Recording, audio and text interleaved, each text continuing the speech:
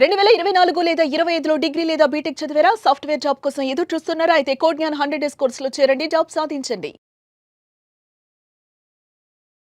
నమస్కారం సార్. నమస్తే అండి. రీసెంట్ గానే సుప్రీం కోర్ట్ ఒక తీర్పు ఇవ్వడం జరిగింది. ఎవరైతే 18 ఇయర్స్ నిండిన అమ్మాయిలు నాకు నాన్నతో ఇంకా బంధం లేదు అని వెళ్ళిపోతే పెళ్లి ఖర్చు కావచ్చు, అలాగే ఎడ్యుకేషన్ కావచ్చు, ఇంకా ఎలాంటి రెస్పాన్సిబిలిటీ ఉండదు అని చెప్పింది. దీన్ని ఏ విధంగా మనం చూడొచ్చు అంటారు? అండ్ అలాగే దానివల్ల ఎస్పెషల్లీ పిల్లలకి 18 ఇయర్స్ నిండిన వాళ్ళకి ఎంత ఇంపాక్ట్ ఉంటుందంటారు? ఫస్ట్ ఆఫ్ ఆల్ ఆ తీర్పులో ఇంకొక చిన్న వాల్యూ అడిషన్ ఆర్ ఇంకొక పాయింట్ అండి. ఇది కేవలం ఆడపిల్లలకు మాత్రమే కాదు, అబ్బాయిలకు కూడా నేను క్లారిటీ చెప్తాను. అది కూడా ఇచ్చుంటే ఇంకా బాగుంటుంది. ఎందుకనేది చెప్తాను. ఇక్కడ కేవలం ఓన్లీ ఆడపిల్లలు మాత్రమే కాదు, ఏదో అన్నీ వదిలేసుకొని ఒకరు ప్రేమించారనో లేకుంటే కొంత ఏజ్ రంగానే వదిలేసి వెళ్ళిపోతున్నా అంటాం కదా. సేమ్ అది అబ్బాయిలకు కూడా అది వర్తించాలి. ఈరోజు చాలామంది 14 ఏళ్ల పిల్లలు కూడా ఎలా ఆలోచిస్తున్నారంటే, అబ్బా ఇంకో 4 ఏళ్ళు అయితే నాకు 18 ఏళ్ళు వస్తుంది, నా ఇష్టం వచ్చినా నేను చేయొచ్చు అనే ఒక ఫ్రీడమ్ ఆస్పెక్ట్లో ఆలోచిస్తూ కుటుంబం పట్ల కానీ లేదా ఒక తండ్రి పట్ల కానీ తల్లి పట్ల కానీ గౌరవం లేకుండా ఆ కుటుంబం ఎటుపోతే నాకెందుకని వాళ్ళు చేసే తప్పులు, ఆ బాధ, ఆ ఆవేదన, ఆ నరకం ఎవరు చూస్తున్నారంటే తల్లిదండ్రులు చూస్తున్నారు. ఇక్కడ అబ్బాయి అయినా అమ్మాయి అయినా ఇది మామూలుగా అమ్మాయిలకని మామూలుగా తీర్పు వచ్చింది. ఫస్ట్ ఆఫ్ ఆల్ అది చాలా బాగుంది. కానీ దాంట్లో ఇక్కడ అమ్మాయి అనే ఆస్పెక్ట్తో పాటు నేను రెండు కలిపి చెప్తాను. ఇది నా పాయింట్ ఆఫ్ వ్యూ. ఓకే, ఎందుకనేది కూడా నేను చెప్తాను.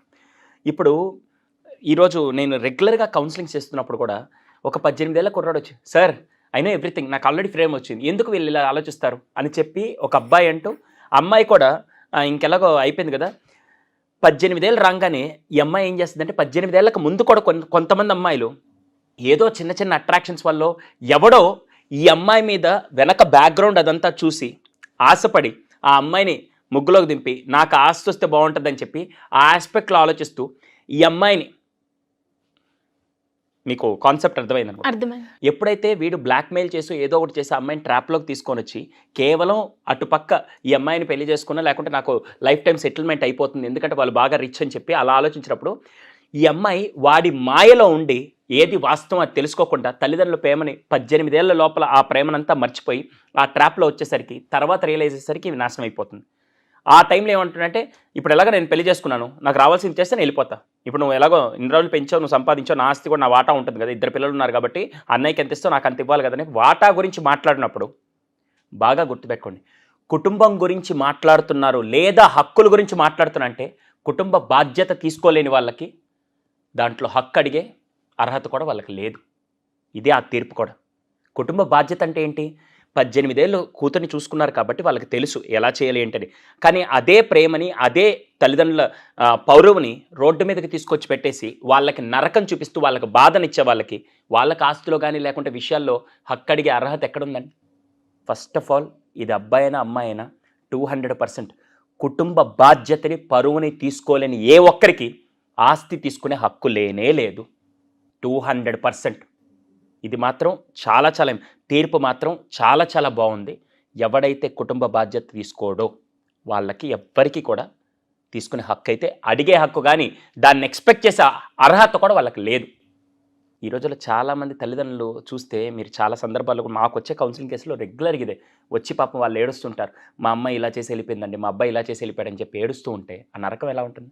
మళ్ళీ వచ్చి దాని మీద కోర్టులో కేసులు ఏంటంటే నాకు రావాల్సిన వాటా ఇస్తేనే వెళ్ళిపోతా, ఏంటి నువ్వు కన్నావు కదా చూసుకోకపోతే ఎవడు చూసుకుంటాడు? చెయ్యి. Direct questions. అసలు ఈ మధ్య యంగ్స్టర్స్ కూడా ఎవరి కోసం చేస్తారు? అసలు వాళ్ళు తల్లిదండ్రులుగా పెంచుతున్నారని చెప్పి వాళ్ళు చూడట్లా, ఏదో నన్ను కన్నారు వాళ్ళు రెస్పాన్సిబిలిటీ కూడా కాదండి. దాని టర్మ్ ఏంటి తెలుసా? బాధ్యత. రెస్పాన్సిబిలిటీ అంటే ఏంటి? బాధ్యత. డ్యూటీ అంటే ఏదో నాకు అప్పగించారు, ఇది చెయ్యాలి. మా వాళ్ళు కన్నారు చేస్తున్నారు, అదంతే. డ్యూటీ లాగా ఫీల్ అవుతున్నారు పిల్లలు. తల్లిదండ్రులు పాపం బాధ్యతగా చూసుకున్నా కూడా పిల్లలు ఎలా ఫీల్ అవుతున్నారంటే వీళ్ళు మమ్మల్ని కన్నారు చేస్తారు, ఎవరి కోసం చేయడు అని చెప్పి ఒక డ్యూటీ లాగా ఏదో ఈ పని అప్పగించారు, ఈ పని చేస్తున్నారు అంతే. కానీ వాళ్ళు దాని వెనకాల ఉండే ప్రేమనో దాని వెనకాల ఉండే బాధ్యతనో దాని వెనకాల ఉండే ఎమోషన్స్ వాళ్ళు చూడట్లేదు. అది వదిలే నరకం వీళ్ళు ఎలా భరిస్తున్నారంటే అంత భయంకరంగా ఉంది. ఈరోజు నేను ఎప్పుడు చెప్తుంటానండి, మనం ఇద్దరికి బ్రాండ్గా ఉంటాం. ఇద్దరికి బ్రాండ్, మనం నిజం చెప్పాలంటే బ్రాండ్. ప్రతి ఒక్కరి భూప్రపంచంలో పుట్టిన ప్రతి ఒక్కరు కూడా బ్రాండే. ఎలా బ్రాండ్ తెలుసా? మామూలుగా ప్రతి వస్తువుకు ఒక బ్రాండ్ ఉంటారు. మనం కూడా మన ఇంటికి బ్రాండ్ అంబాసిడర్. తల్లిదండ్రులు ఇన్ని రోజులు కాపాడుకుంటూ వచ్చి నా కూతురని ప్రపంచానికి పరిచయం చేసే టైంకి, నా కూతురని ప్రపంచానికి ఒక పెళ్లి రూపంలోనో ఏదో విషయంలో ప్రపంచంలో పరిచయం చేసే టైంకి ఈ బ్రాండ్ అనే అమ్మాయి ఏం చేస్తుంది తెలుసా? ఈ పరువంతా తీసుకెళ్ళి ఒక దగ్గర పెట్టేసి నాశనం చేస్తుంది. ఆ నరకం ఎలా ఉంటుంది? చాలా చెప్పలేం. నాకు తెలిసి ఈ తీర్పు మాత్రం చాలా మంచిది.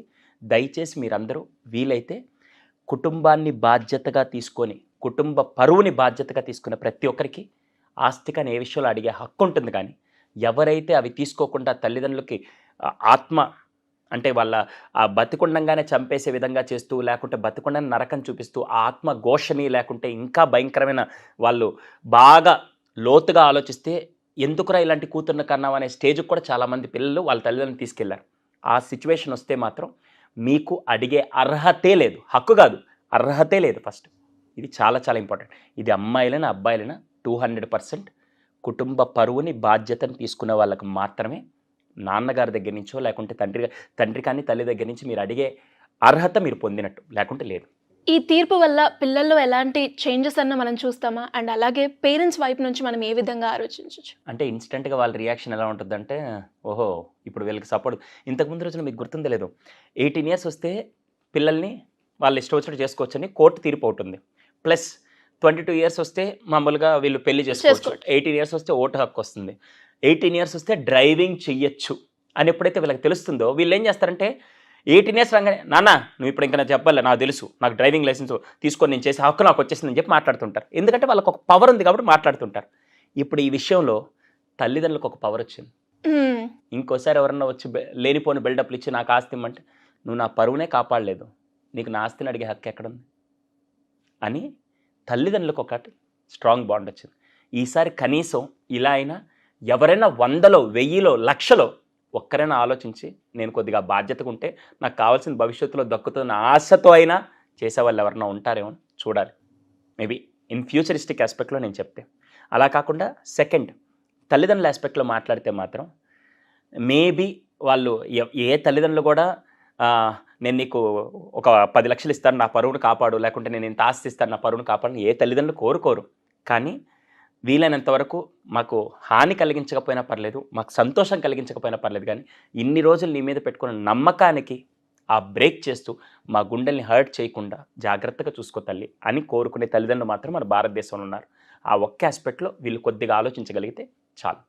This is the only funda where అటు పిల్లలు కానీ తల్లిదండ్రులు కానీ కొద్దిగా ఇది ఆలోచించి మీకు హక్కు అర్హత కావాలంటే మాత్రం తల్లిదండ్రుల వారసత్వాన్ని డబ్బు రూపంలో కాకుండా మర్యాద రూపంలో మీరు లెగసీ క్యారీ చేస్తే చాలండి. నిజమే అండి. అంటే మనం దీని గురించి మాట్లాడుకున్నాం, కానీ లాస్ట్ పాయింట్ మీరు ఏదైతే చెప్పారో దానివల్ల కొంచెమన్నా చేంజ్ వస్తుంది అని అనుకుంటున్నాను. థ్యాంక్ యూ అండి. Thank you so much.